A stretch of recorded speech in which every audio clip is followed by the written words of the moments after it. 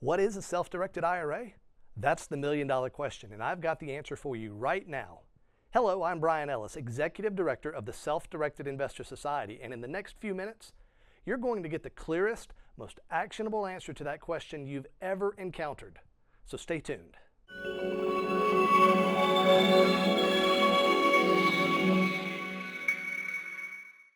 So what is a self-directed IRA?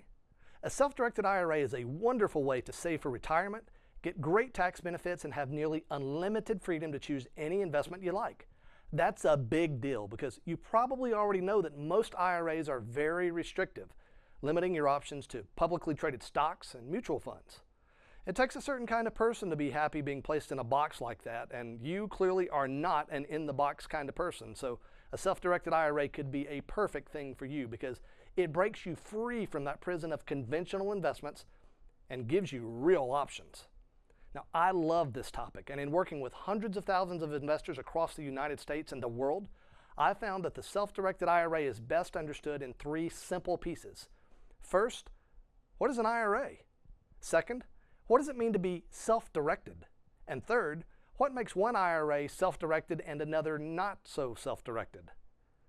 So first, what is an IRA? There are a lot of ways to answer this question, but here's the real-world truth of the matter. An IRA is a bribe. Yes, you heard that correctly. It's a bribe being offered by the government to you to get you to save for retirement. The deal is this. If you put money in an IRA, then the government will give you a kickback of sorts in the form of some really nice tax benefits.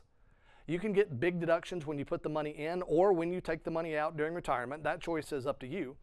And your IRA can also grow without any taxes being charged on profits you incur along the way. So an IRA is an astoundingly great thing. But by getting the kickback Uncle Sam is giving you, he demands that you adhere to some restrictions too. For example, you can no longer freely use the money in your IRA. It has to be used for retirement investments and absolutely nothing else.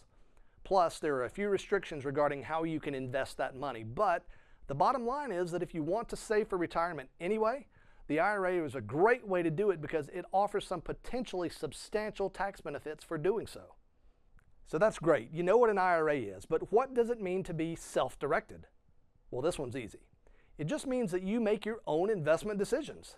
It means that you're not simply leaving the question of how to invest your money to somebody else, that you want to have a role, maybe a really big role, maybe a very small role, but one way or the other, you're looking for involvement in the decisions about how to invest your money. Which leads nicely into question number 3, which is, what makes one IRA self-directed and another not so self-directed? I'm going to make a bit of a shocking statement to you right now. All IRAs are self-directed, every single one of them. Yep, even your IRA that's held at Charles Schwab or E-Trade, where they doubtlessly tell you the only thing you can buy with your IRA is stocks, bonds, and mutual funds. That IRA you got at your local bank where they'll only let you buy CDs, well, that one's self-directed too. Even the account that you have at a precious metals firm who restricts you to gold, silver, and other such things, even that one is self-directed. So why don't you have more investment choices in the accounts if those accounts actually are self-directed? The answer is simple. It's your custodian, like Charles Schwab, E-Trade, or a local bank in the examples before. Those custodians are not self-directed even though your IRA is. Those restrictions are in place because of your custodian, not because of the law. You see, the law is pretty clear about the restrictions for IRAs. There are really only 3 big restrictions where IRA investments are concerned, and they are that your IRA absolutely cannot buy life insurance, it cannot buy collectibles, and it cannot buy from or sell to anyone who's related to you in any way. No, those aren't all of the restrictions, but if you use those 3 rules of thumb as your guide, you'll eliminate the overwhelming majority of gotchas that exist with self-directed IRAs. So if you think about it, those restrictions really don't prevent you from many types of investments at all, and that's great news. But how do you tap into the full power and flexibility of an IRA if your custodian simply won't allow you to invest in the types of assets you prefer?